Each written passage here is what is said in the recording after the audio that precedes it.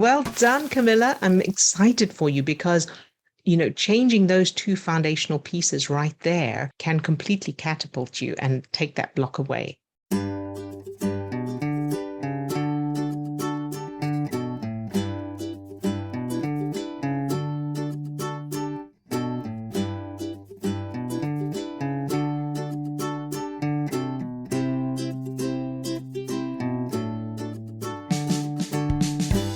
Hello, everyone, and welcome to Live Support with Odille for changing negative implicit childhood memories using the Remmert method. We've created this forum for those who watched our videos or read our book and need personal help using these techniques to get the changes they want, but aren't in a position to do one-to-one sessions. So if you're new to the Remmert method, be sure to check out the description of this video for more details on using the techniques. And if you'd like me to work with you in person, check the description of this video for details on that as well. Today, I have an anonymous question. It was actually a question sent by email from a client, and I have already responded to that email. But I thought that it would be useful, it may be helpful for others as well.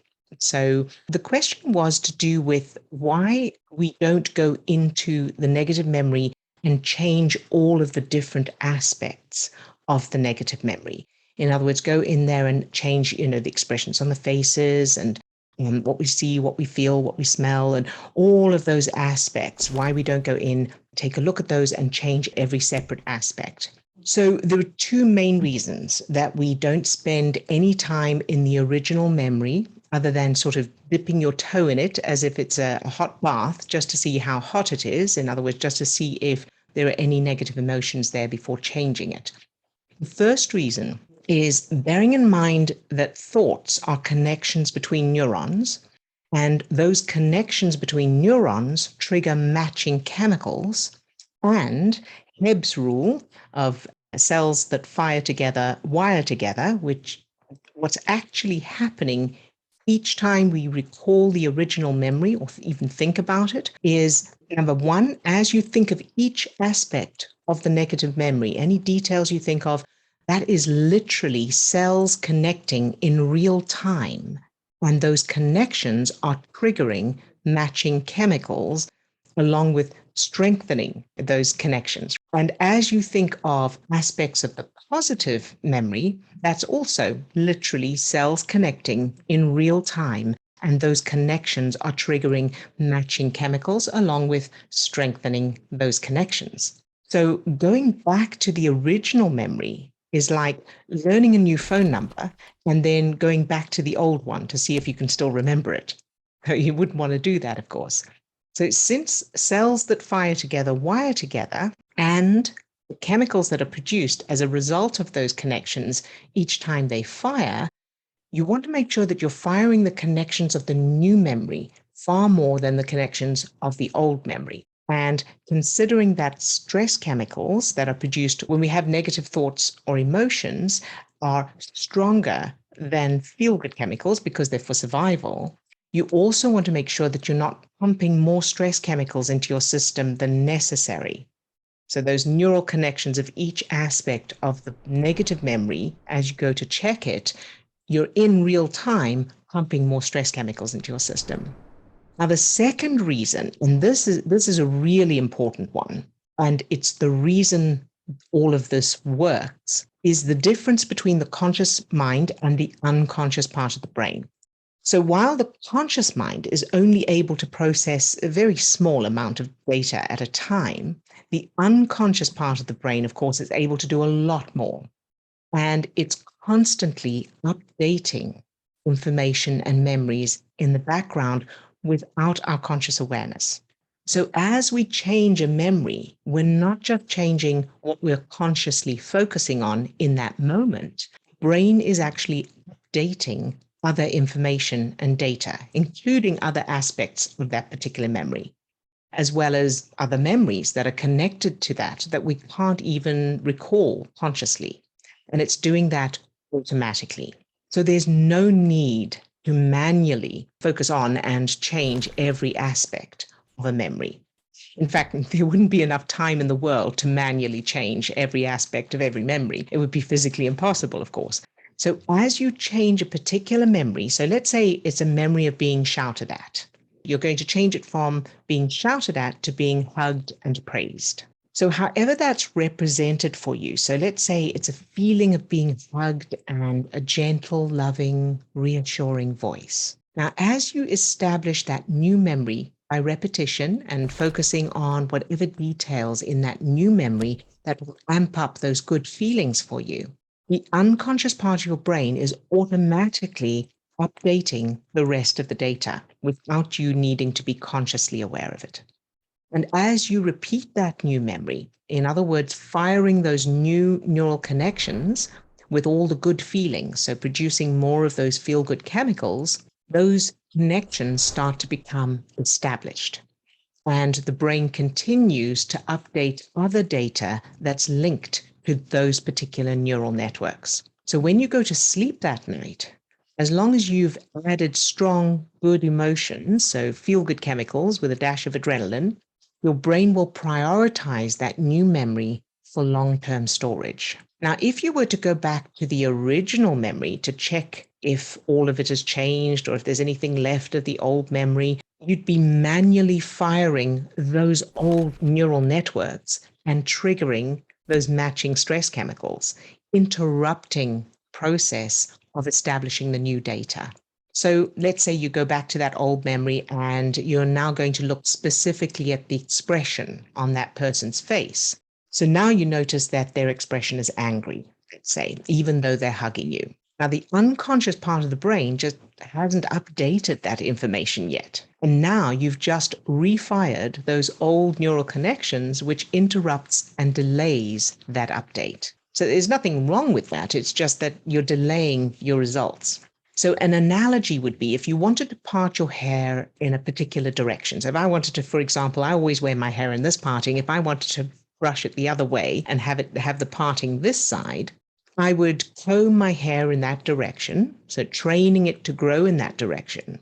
But if I then kept sort of combing it back in the old direction to see if it'll still stay there, it will, because the hair needs to update the direction in which it's growing without being interrupted. So each interruption delays that progress. The challenge is that our experience through the conscious mind, because we can't see those processes, appears to be intangible rather than actual physical processes. So I hope that helps to clarify. Let me know if any of you need any more clarification on that or have any more questions. All right. And next up is Camilla. Hi, Camilla. Hi, Hey, how are you doing today? I'm really good, thank you. So I have this fear of not being able to get clients for my business, negative consequences of that. I want to work on this because there's a lot of things that I can do to get clients, of course, but I don't want to act from fear. Good job. Very good. I'm glad you asked. And well done for recognizing that you don't want to be taking actions or making decisions out of fear. Very good. So what's your biggest fear? What makes you think you may not get any clients or you may not get enough clients? I think the belief that I have is that I'm not enough myself to do this. So Okay. that is going to repel people. All right. Very good, sweetheart. Okay. So my next question is, how do you know you're not enough? I don't know. It's just a feeling. It's not real. All right, very good. Okay, so let's see, as you think about not being enough, what are the emotions there or what are the feelings? I feel sad and Sad. also fear. Okay, very good. And as you think of your childhood, what's the first thing that pops into your mind, even if it doesn't seem to be connected? Messages of Mhm. you are good now, but now you are not good, without a link between what's good and what's bad. Right. Okay, very good. And how is that represented for you? Is it just a knowing? Is it, can you see something or you remember hearing something? What's there? More like the knowing. A knowing, And of yes. course, I know that it's related to my mom and my dad because I can feel them. Very good. All right. And so let's press pause on that for a moment. And I want you to see if you can imagine what your parents would have been like and what life would have been like with them if they were perfect. So if they were the way that you would have wished they would be, what would that have felt like? And how would you then know that you are always good enough, even when you're not doing anything? They will have been really like peaceful, like letting me know that I can do like what I want to do. And even if it's not easy or if I can't do that, I'm enough and I'm loved no matter what. Very good. Good job, Camilla. So let's create that now. So let's take one parent at a time to make it a little bit sort of easier. So let's take your dad first. So I want you to imagine a scene where there's your dad. Let's just imagine him on his own first. And what would he look like? In other words, what would his expression be if he was like that? He was peaceful, easygoing, and he in himself was happy and safe and had everything he needed. He would have probably like smiled more. Yeah, like that like happy, relaxed look on his face. Very good. Good job. And can you imagine him like that? Yes, Good I job. All right. And so now I want you to see the little you walking into the room. So he's in a room, and then the little you as a child, you walk in, and what happens? he's really happy. Good. Very good. And now I want you to imagine that there's something that you're supposed to do, and either you can't do it or you don't want to do it. Can you imagine that? Yes. And you tell him that you can't do it or you don't want to do it, and what happens? He's very like reassuring with me. Like I Okay. know that he can help me and he knows more than me. Mhm. But also I just feel safe, like no matter what, because I know that he's there and he knows and he loves me. Perfect. All right. So I want you to grab this moment now as a touchstone. For anyone new who's watching, there'll be links in the description for these things. So notice the feeling of feeling safe and that whole atmosphere. And however you know that, so the expression on his face or anything else, any other data that's there that you can remember, make a point to remember. You got Mm. that? And now I want you to come up with one phrase, a word or phrase that he says to you that represents this feeling. And if you Mm. need some help thinking of something, let me know. Let's see what comes for you.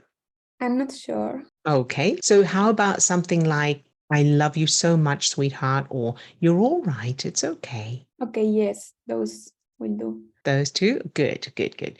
So now I want you to practice those phrases. So I love you so much, sweetheart, and it's okay, you're all right. Whatever phrase you like, practice that over and over with that scene in your mind, that Mm. moment in time, and the feeling. So the feeling of being safe, everything's okay. So really amp those feelings. So what we're doing is pumping those feel good chemicals into your system and linking that state in your brain with that phrase and those seen as represented, whether it's visual or it's a knowing or it's a sound. All right. So you practice that over and over. And of course, you can watch the recording of this if you need to be reminded of it. Keep repeating that over and over, like you would a new phone number, until it's established and it comes easily. All right, so that's one piece. Now let's go to your mum. So we want to do the same thing with your mum. So imagine your mum on her own first. Imagine what the expression on her face would be if she was completely peaceful, happy, safe, and had everything she needed, and he felt secure and confident. Can you imagine that? It's more difficult to imagine her being like calm. Like Yeah. I can see her being like happy and loving, but I can't see her being like relaxed and calm. Okay, very good. So I want you to imagine that she has taken some laughing gas. Okay. And can you imagine that? Yes. And what would she be like if that was the case? She will be having so much fun. Good. And now I want you to imagine that she's a hippie in the 60s. So she's got the long flowing kaftan. They're living on a place where you farm your own food, and what are they called? Those places where everybody lives together and you all share everything, and everything's very laid back. There's someone playing guitar. Can you imagine that? Yes. So she's very slow. She moves very slowly. It's a beautiful day, and she's in a hammock. How does that feel? It's different from her, but I like that. Good, very good. So you can imagine that. That's perfect. So again, keep practicing that scene or those kinds of scenes with your mum. So we're swinging right to the other extreme, and we're doing that on purpose to show the brain that it's possible, number one, and that it's safe to do that. Okay, so keep imagining her in that kind of persona. And then now you've got her in that persona, and I want you to imagine that she's relaxing outside. She's in her kaftan. There's music playing in the background very gently, and perhaps she's got something to drink. She's very laid back and happy. And then you walk in, or you walk over to her, and what happens? She smiles and she's happy to see me. Good job. Very good. Again, so there's something that you are supposed to do, and either you can't do it or you don't want to do it. And when you tell her that, what happens? She smiles and she says something like, "Oh, don't worry about it. Like, we are going to solve it together." Good. Very good, Camilla. And how does that feel? It feels really good. Fantastic. So that's your second stone moment. So again, whatever she said to you right there, don't worry about it. It's okay. We'll sort it out together, along with whatever, if there are any visuals or knowings and the feelings that go with that. So how does that feel when she says those things? It feels like relief.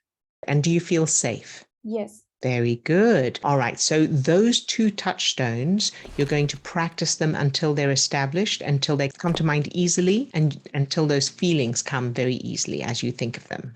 And you're attaching the phrase that each parent said to the image or knowing and the feeling, so that that's all connected. So that as you say that phrase, your brain automatically produces those feel-good chemicals. Make sense? Yes. Okay, very good. And let's pretend for a moment that those two scenes actually happened. That's actually what your childhood was like. How would you feel now about getting clients if you'd had that childhood? I mean, I still don't know, but I will be more calm. Like, okay, I will find like the way, at this proper time. Good. And in fact, let me ask you a slightly different question, which will be more relevant. If that was your childhood, and so those scenes were real and these were real memories, how would you feel about being enough for your clients? I could feel more enough for sure. Like, Good. yes, because like I feel like the not enoughness is not a lack of something, it's like an excess of something that is not good and is not real. Yes, yes. And it seems that what it is the turmoil around your parents. And that little you, because children, everything as far as the unconscious part of the child's brain is concerned, everything is related to them and their fault, or they need to fix it. Yes. And of course, you were never going to be able to fix your parents. You were never going to be able to make them feel safe. But this is about them not being safe in their own experience, which to the child who is relying on these people to keep her alive, he's not safe. Yeah. So the lack of calm in your parents is what gave you that hyper alertness, hyper vigilance, and you feeling like I'm not enough to make it okay. Yes, and I think I feel like that. Like I'm afraid of making like clients feel my unsafeness, like making them feel unsafe too. Yeah. So practicing those new scenes, those new childhood references, and really prioritizing establishing those, because those are foundational. And then when you think of your clients, play those memories first. Whenever you think of getting clients or any actions you might take, or thought comes to you that you may not be enough, or they may sense your feeling of unsafeness or whatever it is, immediately play those two memories, those two new scenes of your parents to redirect your brain to those new references as proof that you are safe, you are confident, you are worthy, and you are enough. And therefore, that's what your clients are going to pick up on. Yes. Make sense? And then combine that with the superpower. So again, for those who are new, I'll put a link to that in the description of this video so that you are filling yourself first and then prepave any actions you take, any decisions you make, and any interactions with clients. Yes. How does that sound? It sounds really good. Yeah, because I feel, I mean, not now, but sometimes I feel like I'm trying to fight like something that is not real. Like I feel like I'm lacking something, but I'm not lacking anything. So I can't fix something that doesn't exist. That's right. And that's because it's not now. It's not about now. Yeah. It's those moments in your childhood. So if we go back to the beginning of this conversation, what you were feeling about your parents or the references you had for your parents back then were that there wasn't safety there. Yes. And you weren't safe to just be who you are, and you weren't safe to not be able to do something. Yeah, absolutely. So every time the adult you now, your conscious mind, was thinking about taking action or making decisions or, how am I going to get clients or imagining what it would be like to work with clients, as you were doing that consciously, the unconscious part of your brain was referring to all those moments in your childhood where you felt, I'm getting waves of goosebumps as I'm saying this, where you felt unsafe because you didn't do it or you couldn't do it. Yeah. Or your parents were, unstable. Yes. All of that. And then, of course, it was pumping stress chemicals into your system now going, I'm in danger. And then your conscious mind is interpreting that as I'm not enough, or I don't know if I'll be able to do it, or I don't know if I'll get any clients, or whatever those kind of logical reasons were that automatically come up. Yes. How does that sound? Yes, it makes sense. I feel like better now. I want to practice those more. Good. So, yeah. Good. Well done, Camilla. I'm excited for you because, changing those two foundational pieces right there can completely catapult you and take that block away. Yeah, absolutely. I'm excited too. Yay! Good job, you sweetheart. And thank you so much for bringing the question because I know it'll help others as well. Thank you for helping me. Very good. You're welcome. And for any of those who are interested, just to let you know, Camilla is actually our social media manager. So Camilla, any of our social media posts that you see, those are all created by Camilla. If anybody's looking for someone who is brilliant at her job, thought I'd give you a quick plug there, Camilla. Thank you for that. All right. Okay, everybody, that's it for this week. And see you next week. Lots of love to all of you. Bye-bye now.